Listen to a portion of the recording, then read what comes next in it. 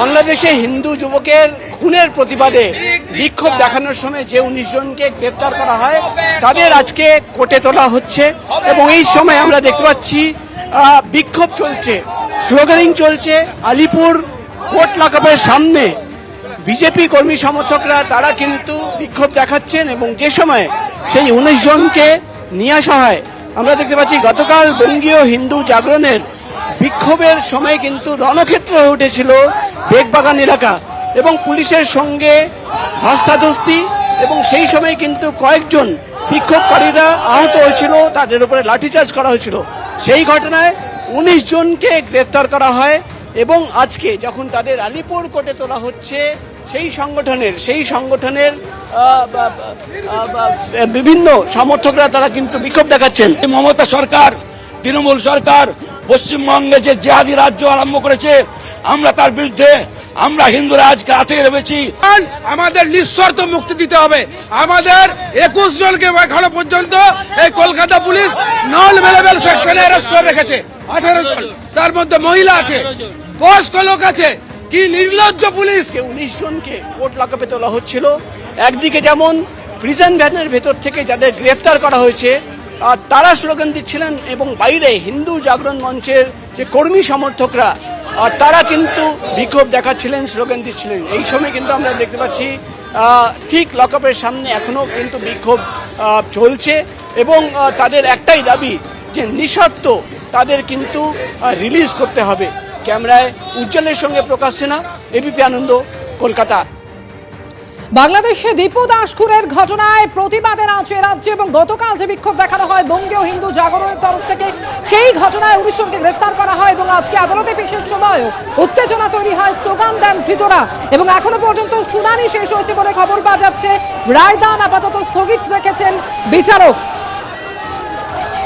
ধৃত 19 জনকে আজকে আদালতে পেশ করা হলো এবং শুনানি ইতিমধ্যে শেষ হয়েছে, রায়দান স্থগিত রাখেন বিচারক।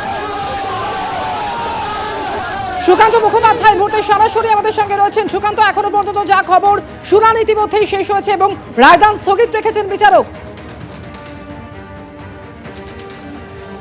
একেবারে দেখো, গতকালকে বাংলাদেশ হাই কমিশনের সামনে বিক্ষোভ দেখানোর ঘটনাতে যে 19 জনকে গ্রেপ্তার করা হয়েছিল, যার মধ্যে 12 জন যারা পুরুষ যারা সদস্য ছিলেন এই বঙ্গীয় হিন্দু জাগরণ মঞ্চের তরফে যে বিক্ষোভ দেখানো হয়েছে তার মধ্যে 12 জন ছিল মেল এবং বাকি 7 জন ছিলেন ফিমেল অর্থাৎ মহিলা।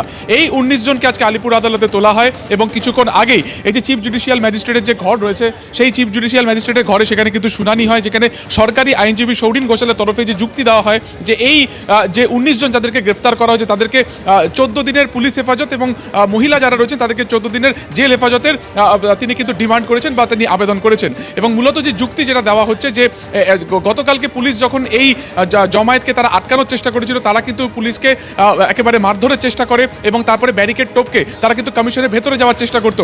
যদি পুলিশ তাদেরকে না আটকাতো তাহলে সেক্ষেত্রে কিন্তু দেশের নাম বদনাম হতো, কারণ এটি দেশের মধ্যে বাংলাদেশের হাই কমিশন রয়েছে, সেখানে হামলার মতন একটা নক্কারজনক ঘটনা ঘটতো এবং সেই কারণে এই 19 জনকে গ্রেপ্তার করা হয়েছে এবং তাদেরকে কেন পুলিশি হেফাজত চাওয়া হচ্ছে, সরকারি আইনজীবীদের যুক্তি যে এদেরকে জিজ্ঞাসাবাদ করে আরও যারা এই গোটা ঘটনার সাথে যুক্ত রয়েছেন তাদেরকে গ্রেপ্তার করা অত্যন্ত প্রয়োজন। অন্যদিকে যারা অভিযুক্তদের হয়ে আইনজীবী যারা ছিলেন তাদের বক্তব্য হচ্ছে যে এই 19 জনের কোনো রকম তাদের যে জমায়েত ছিল সেটা কিন্তু একবার শান্তিপূর্ণ ছিল, তারা কোনো রকমভাবে হামলা করেননি এবং এই 19 জনের বিরুদ্ধে অ্যাটেম্প টু মার্ডার অর্থাৎ খুনের চেষ্টা সহ সরকারি সম্পত্তি নষ্ট সহ একাধিক অভিযোগ কিন্তু করা হয়েছে। দুপক্ষের বক্তব্য শোনার পরে আপাতত রায়দান স্থগিত রাখা হয়েছে। কিছুক্ষণের মধ্যে দুপক্ষের বক্তব্য শোনার পর রায়দান স্থগিত রেখেছেন বিচারক এবং আপনাদের জানিয়ে রাখবো 19 জনকে আদালতে পেশ করা হয়, যার শুনানি ইতিমধ্যে শেষ হচ্ছে, রায়দান স্থগিত রেখেছেন বিচারক। চেষ্টা করবো আপনার যাতে এদের অফিসিয়ালি বেল হয়, আটকানোর তো কোনো জাস্টিফিকেশন নেই।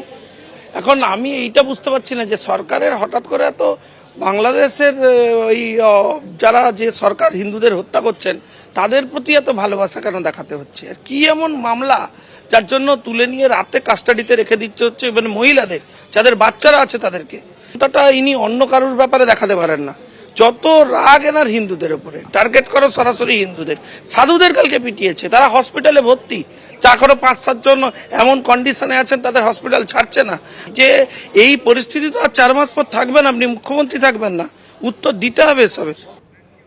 গতকাল বেগবাগানে যে পরিস্থিতি তৈরি হয় তা নিয়ে আক্রমণ শানিয়েছেন বিজেপি মুখপাত্র প্রদীপ ভান্ডারী।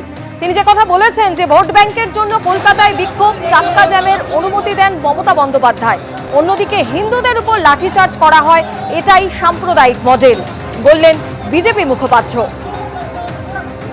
অন্যদিকে পাল্টা আক্রমণ শানিয়েছেন তৃণমূল মুখপাত্র অরূপ চক্রবর্তী। आज पश्चिम बंगाल में मां, माटी, मनुष्य तीनों में एक भयंकर गुस्सा है, क्योंकि जहां एक तरफ अपने वोट बैंक को ममता बनर्जी कलकत्ता में सड़कों पर प्रोटेस्ट करने का अधिकार देती है, चक्का जाम करने का अधिकार देती है, वहीं दूसरी तरफ हमारे हिंदू भाई पर, हमारे साधु संतों के ऊपर लाठी चार्ज होता है।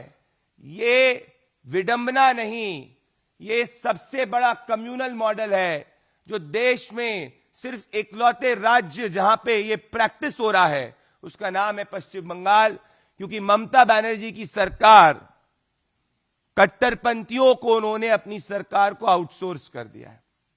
গতকালকে কলকাতায় বাংলাদেশ হাই কমিশনের সামনে যখন অশান্তি চলছিল তখন সঙ্গত কারণেই কলকাতা পুলিশ বাংলাদেশ হাই কমিশনের সামনে ক্লিয়ার করার জন্য ব্যারিকেডিং করে এবং অশান্ত জনতাকে রোখার জন্য ন্যূনতম বল প্রয়োগ করা প্রয়োজন সেটুকু করেছে।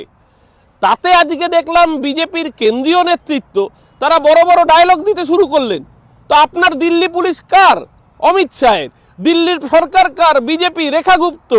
কেন্দ্রীয় সরকার কার? আপনার নরেন্দ্র মোদীর। তাহলে দিল্লিতে যখন বাংলাদেশ হাই কমিশনের সামনে এই একই ঘটনা ঘটলো, দিল্লিতে অমিত শাহের পুলিশ ঠিক কি কাজটি করলো? ওই একইভাবে লাঠিচার্জ করে বের করেছে। কারণ মাথায় রাখতে হবে হাই কমিশন, এমবাসি এগুলো আন্তঃরাষ্ট্রীয় সম্পর্কের সাথে জড়িত। আজকে বাংলাদেশ দূতাবাসের মধ্যে যদি কোনো অশান্তির আগুন হয় তাহলে তার জন্য মুখ পূর্বে ভারত সরকারের। এই সস্তার রাজনীতি করতে চাওয়া বিজেপি নেতারা না বোঝেন আন্তঃরাষ্ট্রীয় সম্পর্ক, না বোঝেন কূটনৈতিক দৌত্য, না রাখতে পারেন ভারতের সম্মান। এবিপি আনন্দ এগিয়ে থাকে, এগিয়ে রাখে।